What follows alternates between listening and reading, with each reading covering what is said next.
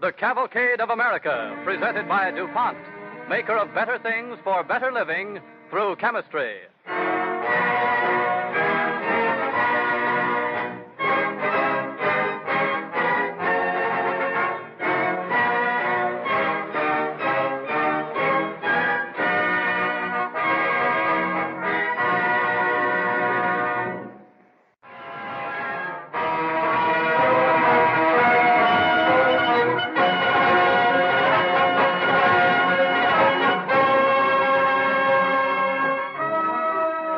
The month of April in 1789. The hearts of 4 million people rejoicing with the spring. Grim years of fighting over, the long winter of their discontent finally done. 4 million Americans preparing for their first national holiday. And every mile of the way along the great post road from Mount Vernon to New York, the new citizens of a new nation winding garlands of flowers on bridges and lampposts, toasting the future and eagerly, joyfully waiting to cheer General George Washington when his coach rolls by, on its way to New York and his inauguration as their first president. Spring at Mount Vernon, but there's no joy in the tired soldier's heart, no eagerness in General Washington's step as he walks towards his inaugural coach and the beginning of a long journey. Everything ready, Sam? Yes, sir, General. Whoa there, Betsy. Whoa. You get in, Mr. Thompson? Thank you, General. Colonel Humphreys, you mind riding backward? Why not at all, sir? Goodbye, Colonel. Goodbye, Mr. Thompson. Goodbye, Mistress Washington. My dear, you will take care. It's such a long journey. Oh, I've traveled the road to New York many times. It's only the end of the journey which worries me. General, Yes, my dear. could you smile for me just once before you leave? You've not smiled since Mr. Thompson brought the news of your election. My dear. Oh, thank you. That makes me feel better. Is it so very dreadful to become the first president of these United States, my dear? I have been poor company these past weeks, but my mind has been many months and years ahead. I know. And it's so hard for you to leave home again. Yes, Mount Vernon is beautiful in the spring. Well, my dear, we're too old for sentimental partings, but my heart stays here with you. Godspeed you, General. Goodbye, gentlemen. Goodbye, Mistress Washington. All right, get along, Sam. Godspeed you and guide you. Keep your greatcoat around you. Goodbye. Goodbye. Goodbye. Goodbye. Will you wave for me, gentlemen? I can't bear to look back. Certainly, General. Goodbye. Well, General, this is the beginning of great days for you. Yet, Mr. Thompson, I feel almost like a culprit going to his execution. Oh, execution, sir. When a whole nation awaits you. It will be only a short time, General, before you'll be back in Mount Vernon. Perhaps, Colonel Humphreys. Who can tell? I waited these many years to settle down and raise my crops in peace, but there's still another arduous task to be done. Who can tell how long I'll be gone this time? As when I rode up to Philadelphia for the Continental Congress, I was so sure I could return home in time for spring planting. It is well none of us knew in 75 how long a journey we were beginning. I kept on hoping for a speedy solution until the next summer. Then we all suddenly realized how long a road we must travel. Remember, Colonel Humphreys, that document we received from the Continental Congress on the 9th of July? Yes, General. When I read that paper, I knew many springs would pass before I should see Mount Vernon again. Remember, we were encamped in New York in the heat of summer, waiting and wondering what our next move might be. And the commander of the 2nd Connecticut Rangers wishes me to tell you he must have 60 more muskets, 100 new flints. Your pardon, sir. A message from the Congress. Thank you, Captain. I suppose it's another proclamation, another piece of parchment filled with fine words. Yes, we can stake to that. It is the way of Congress to deal in words as we deal in arms, Humphreys. Let us keep to our own tasks and see what they would have us do. Well, what have they thought of this time? Captain, Yes, sir. Order the men mustered in on parade at once. Yes, sir. What is it? Sound assembly. Money, sir? No, Humphreys. Not money. Well, is it flint, sir? No, not flints. Then what is it, sir? Your face, Listen, lad. These are words you shall not forget. When in the course of human events it becomes necessary for one people to dissolve the political bonds which have connected them with another, and to assume among the powers of the earth the separate and equal station to which the laws...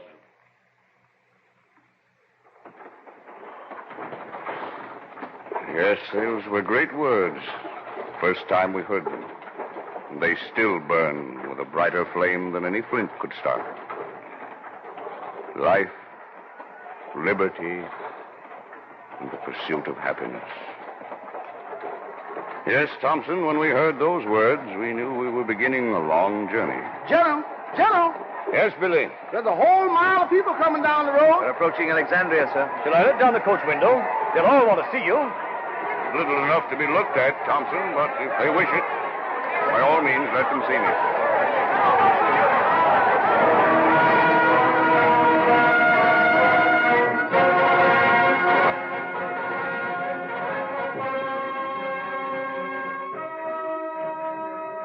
Yes, by all means, let them see him. Let Alexandria see him, and Georgetown and Hyattsville. Let them look their fill. After all, it's the first time anybody's ever seen an American on his way to become president. Let Riverdale see him, and Elk Ridge, and then Baltimore, and more cheers and banquets, and toast after toast to the wisdom and courage of a worn man trying to pretend smiles for old friends and new countrymen. And then farewell to Baltimore, and a troop of gentlemen on horseback riding along in a gray spring dawn, escorting the inaugural coach as it lurches and splashes through the mud of Maryland. Mr. Thompson, these excellent gentlemen should not be escorting us so far. Oh, they feel honored, sir. They've come from several states to salute you. Are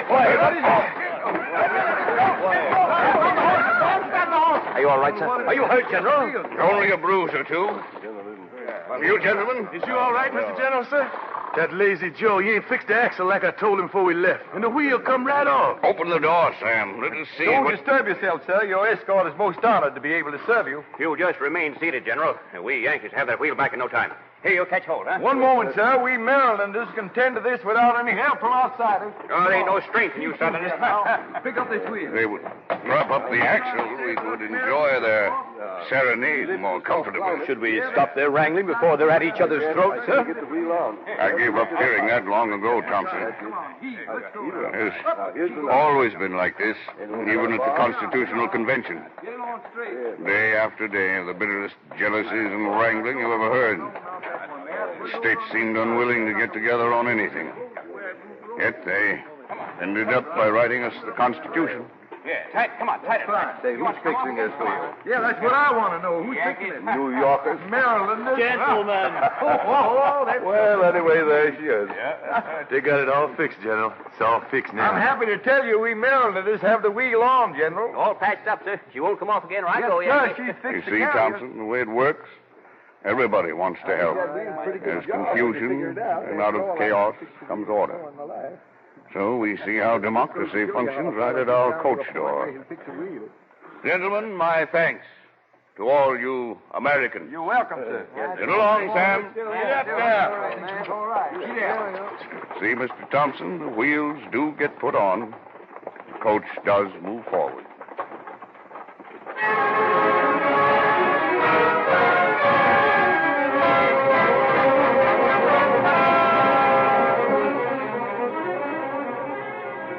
Yes, day by day, the inaugural coach moving forward, rolling closer to New York, closer to new responsibilities and fresh problems. And all along the way, men who yesterday were rebels or loyalists, Virginians or New Yorkers, today stand shoulder to shoulder, cheering a tired man jouncing along in his coach. On past Aberdeen and Wilmington, over into Pennsylvania and down a winding, rutty road to Malloy's Tavern, and an old friend comes out to meet the coach. An old friend of Union and of the people. Witty, wise, much the same for all his 83 years as he climbs gruntingly aboard and sits back, smiling. as the inaugural coach rolls on toward the nearby bells of Philadelphia town. Well, sound much as they did when we rode away from the Constitutional Convention. God has granted us our union, Dr. Franklin. Well, and with you at the helm, we shall keep it. Your Highness? Highness? What sort of language is that? New York language. Now, there's been a real commotion over titles and preeminences. Did they call you Highness, may it please your Excellency, or merely the President of the United States and protector of their liberties? But no one could agree, so I believe we'll simmer down to plain Mr. President. There'll be harsher names before the year is out. Oh, come now, my old friend. Don't frown so. The days of 76 are forever gone. You make me ashamed, Dr. Franklin, to be a grumbling old man at 56, when you at 70 were cheerfully voyaging to France to find us aid and to be loved by the foreigners. To become an object of curiosity, looking like a fat old Quaker in a plain brown suit. I was quaint, sir. Quaint. It was a wonder they didn't clap me into a carnival play. But they sent us supplies and ships and money we could not have done without. Ah, yes, and men like Lafayette.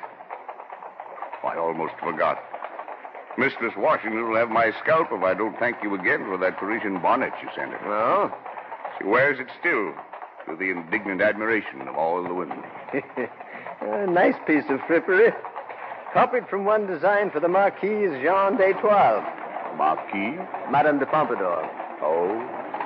Ah, clever woman. Oh, here we are at Mr. Robert Morris's. See, a candle in every window. Ah, how brilliantly they've lighted the house in your honor. Surely not brilliantly lighted after seeing the Palace of Versailles, though. It may be monstrous patriotic of me, but somehow the smallest candle in Philadelphia sheds more light than 1,000 of King Louis's candelabra. You are most welcome, General. Thank you, Mr. Morris. You too, Dr. Franklin. Thank you. If you'll follow me. With pleasure. Good evening. Good evening, all. Give the horses an extra measure of oats, Sam. They've had a long day. Yes, sir. Will you come in, gentlemen? Our humble home is yours. Humble home, Mrs. Morris. This is the most elegant in the state. Mr. Morris, it's a pleasure to be here with you and your wife in happier circumstances. Each time we met during the Revolution, sir, you were near bankruptcy because of your loans to us. I remember. Will you take chairs, gentlemen? Thank you. Yeah. Mistress Morris, may I? Yes, thank you, General. It's a curious thing, Dr. Franklin. But whenever I see this charming lady, even in her most bewitching gowns, I can think of nothing gallant to say because my mind prosaically reverts to shirts. Shirts, General? Oh, yes, those shirts. There were hundreds, weren't there, General? Yes, Mistress Morris, there were. Simple articles worn by all manner of men, rich or poor, yet when I think of you and those shirts, Mistress Morris, I think of the time when our men had none to their backs. It was at the place they named after you, sir, Morristown, in the winter of 1780. Morristown. We'd believed the winter before that nothing could be as bad as Valley Forge, but it was. And the poor remnants of the army were struggling to ward off starvation. General, I can no longer stand by and watch the sufferings of the men. Surely there is something. If the men can stand it, Colonel Hamilton, we must stand it too. But snow and ice and below zero weather, and the men wrapping tattered pieces of blanket around their bare shoulders. How can you sit there, so impassive? This is not new to me, lad, nor to them. You were not at Valley Forge last year. I heard of the bloody footprints in the snow, but I didn't believe it. We've got to help them. Find supplies, issue something. Issue? In God's name, issue what? We're without money, without provisions, without clothing. Our troops are fast approaching nakedness. Our hospitals without medicine, our sick without nutriment. In short, sir, we live upon devices and expedients. Somehow we must go on. For years, if need be, we must go on. We must go on. Yes, my friends, that's the way it was then. Then and long after. Devices and expedients. Yet here we sit, drinking wine before a fire. And the days of the Revolution seem so far off. Yet Morristown went on and on. While you, Mr. Morris, were pledging your own credit to keep the colonies going, your good lady and her friends somehow scraped up money for the army. An incredible sum to be spent on shirts for the naked backs of soldiers. So you see, Mistress Morris, when I see you, I see shirts. I hardly know what to say. I do. A toast, Mistress Morris, to the women of Pennsylvania. With your permission, Mr. Franklin, a toast to the women of the United States.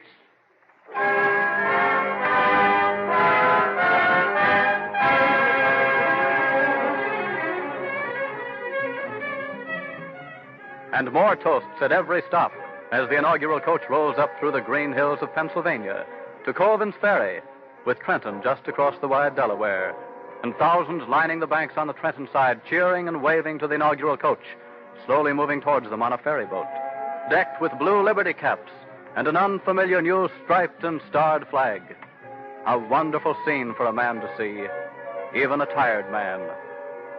But do the people and the sun striking on the Delaware water seem to fade away? Does the wind and sleet of another crossing blow instead? And the sound of oarlocks, muffled with woolens, and the ice scraping and bumping along boats.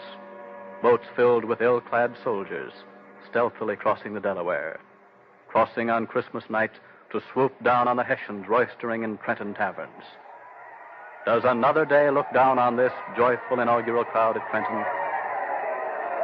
Why, General, may I fetch your greatcoat? You're shivering, yet the day is warm and sunlit.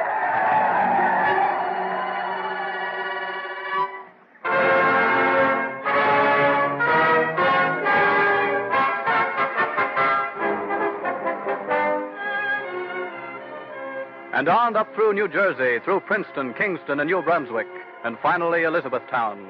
Out of the coach and away from so many ghosts and grim memories, out onto New York Bay aboard a special inaugural barge bound for the foot of Wall Street, past ships and rowboats and frigates full of cheering people. And now another boat drawing alongside the inaugural barge, and Washington's old aide-de-camp, Alexander Hamilton, coming aboard. Very pleasant to see you again, Colonel Hamilton. I couldn't stay away, sir. Would you expect a vain man not to be where all could gaze on him? It is you they should be cheering, lad. Your Federalist papers, which brought New York into the Union. Then how Mr. Vice President John Adams must be cursing me. Why, he's worried himself into a prostration over the inaugural problems. His latest will to the Senate goes something like this. Gentlemen, I am President of the Senate. Yet, when the President comes into the Senate, what shall I be? I cannot be President then. I cannot. Exactly the voice, Mr. Adams. Look ahead there to New York, and all those people. Sir, you should be laughing with joy. Yes, it is a miracle, indeed. Settled by Belgians, seized by the Dutch, conquered by the English, full of Scots and French. Yet today, all American. Well, then, Mr. President, smile, laugh, enjoy life. This is only the beginning, smallest beginning. The real struggle is ahead of us. Now we must build on the freedom we've won, heal hatreds, learn unity. It's a time for a statesman and a politician. Young Madison or Tom Jefferson, dear wise politic old Ben Franklin. You should not have chosen a rough, untactful old soldier. It shouldn't be.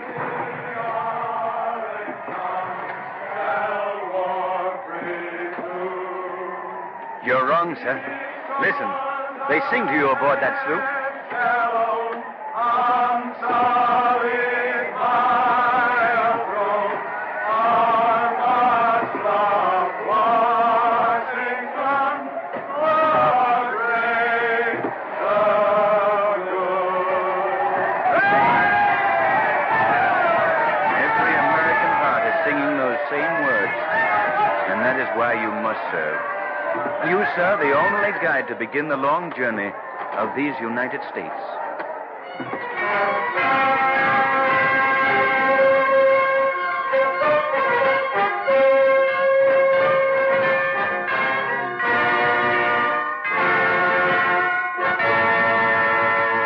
And then, April 30th, 1789, the final day of this journey up from Mount Vernon, the first day of a new nation. At high noon, a procession is starting from the presidential mansion toward Federal Hall. Troops of horses and artillery, companies of grenadiers and infantry, battalions of sharpshooters, soldiers in full regalia. In a hollow square facing Federal Hall, straight lines of soldiers, impassive, uniforms glittering in the sunlight. And then behind them, the new citizens of a new nation see the great open coach and the brilliant parade, moving up through cheering crowds up Wall Street, past Trinity Church and St. Paul's, where he worships. And now they see him standing in the sunlight, a tall, loose figure clad in simple brown. And now the parade comes to a halt in front of Federal Hall, beneath the great golden eagle poised among 13 shining stars far up on the cornice. And in a few minutes, Chancellor Livingston stands on the balcony with a party of gentlemen. Behind them, doors open, and the father of his country appears at the rail. His hand, trembling, lies on the open Bible, and the Chancellor's voice rings out to the throngs below.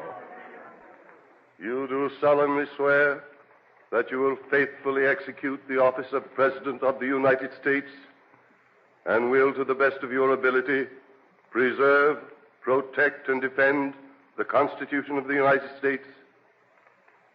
I solemnly swear that I will faithfully execute the office of the President of the United States, and I will, to the best of my ability, preserve, protect, and defend the Constitution of the United States.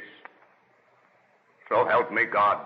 Long live George Washington, President of the United States.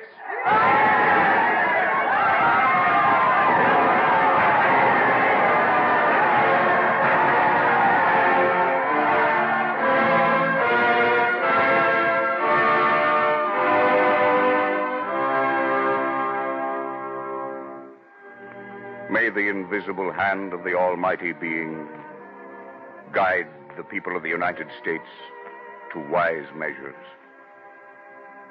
For our free government must win the affection of its citizens and command the respect of the world.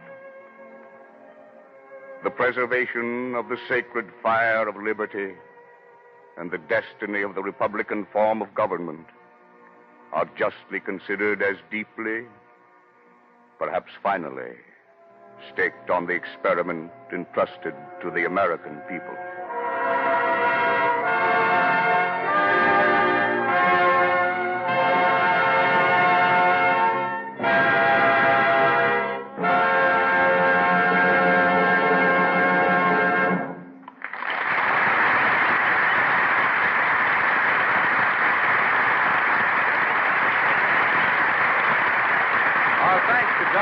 And the Cavalcade players for their portrayal of George Washington's momentous journey that ended in New York with his inauguration as our nation's first president. And now DuPont brings you news of chemistry at work in our world. Everyone has seen pictures of Mount Vernon, Washington's home, white and gracious among its stately trees. Its white paint was once a mark of distinction, but not a lasting one, for the paint of those days had to be replaced with discouraging frequency. Washington, the practical economist, would no doubt have been pleased with modern house paints, which actually clean themselves. DuPont chemists now make a paint for out of doors which starts white and stays white, for it literally washes itself. You put it on, and a few months later, or a little longer if there are unusual climate or dirt conditions in your neighborhood, a fine white powder forms on the surface. The first heavy rain washes off the powder and takes the dirt along with it. Few people have any idea how much progress has been made in paint chemistry. Take a single color, ivory. Ivory is one of the simplest colors. Old-fashioned painters used to mix it by stirring a little raw umber into a bucket of white. Here's how DuPont chemists mix interior gloss ivory. It is made from titanium oxide and calcium sulfate in a mixture of vegetable drying oils, lead naphthenate and a mineral solvent, a reaction product of lead and manganese with linoleic acid and a petroleum solvent, chrome yellow ground in linseed oil, chrome orange. Well, that gives you some idea. DuPont paint chemists have to be familiar with over 900 raw materials that are used in present-day manufacture of paints. In its preparation, a modern paint is complicated. Miles of pipe, tanks the size of houses, tons of material that must be carefully weighed, months of research, the labor of dozens of chemists and hundreds of operators, the pre-testing of every ingredient, the testing of intermediate materials, the testing of the finished product. All of that goes into a quart of interior gloss ivory that costs you a few cents more than $1. Modern paints aren't better just because they last longer, although they do last longer. Paint chemists are proud of today's paints because they sit up and do tricks of specialization. Automobile lacquers, for example. Thanks to Duco lacquer, the finishing of an automobile has been cut from many days to a few hours. Because this helps speed up production, it is one of the reasons why you pay less for your car today. And because Duco is made to match all current automobile colors, you pay less money if you bump a fender and need to have it touched up. And a word about variety of color. The old masters knew only about 30 pigments all told. DuPont makes 12,000 colors based on blends of pigments and lakes that once were never dreamed of. And from DuPont laboratories comes a steady stream of new pigments to improve the permanence of appearance of finishes and widen the range of attractive colors. America is a brighter, gayer place to live in today because paint chemists make their contribution to the DuPont pledge, better things for better living through chemistry. And now the star of next week's program, Carl Swenson of the Cavalcade Players. Ladies and gentlemen, next week our play is taken from the life of the great American writer Edgar Allan Poe. It's a story of a dramatic walk through the rain on a night in 1849 when this strange, talented genius reviewed the story of his life, a life of shattered dreams, out of which he created his masterpieces in poetry and the short story. We hope you'll join us for this broadcast next week.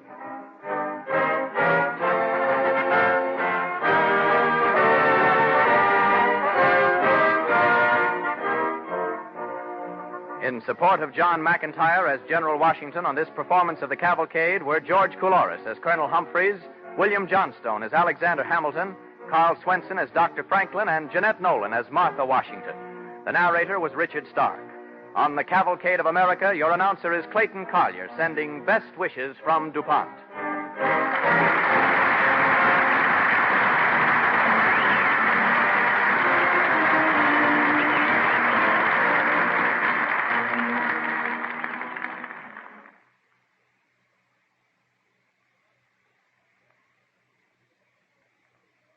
This is the National Broadcasting Company.